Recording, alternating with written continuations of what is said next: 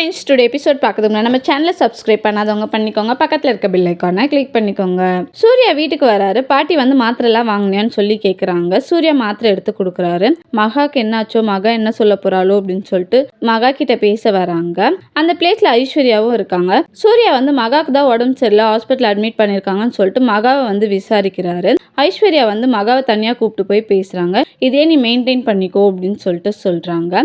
ஐஸ்வர்யா வந்து சூர்யா கிட்ட சொல்றாங்க, மகா இன்னும் சாப்பிடல, நீங்க போன் எடுக்கலன்னு சொல்லிட்டு அப்படின்னு சொல்லிட்டு சொல்றாங்க. சூர்யா வந்து மகாக்காக கஞ்சிலாம் எடுத்துட்டு வராரு. சூர்யா வந்து மகாக்கு ஊட்டி விடுறாரு.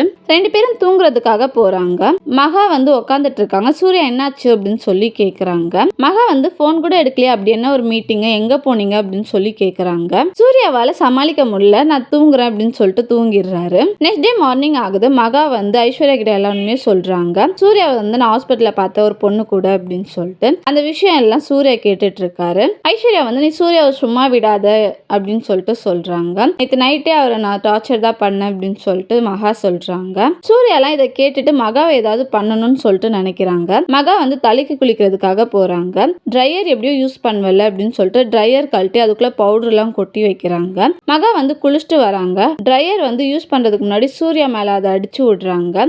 என்ன பண்ற மகா அப்படின்னு சொல்லிட்டு சூர்யா வந்து மகாவை கேக்குறாரு. தேங்க்யூ.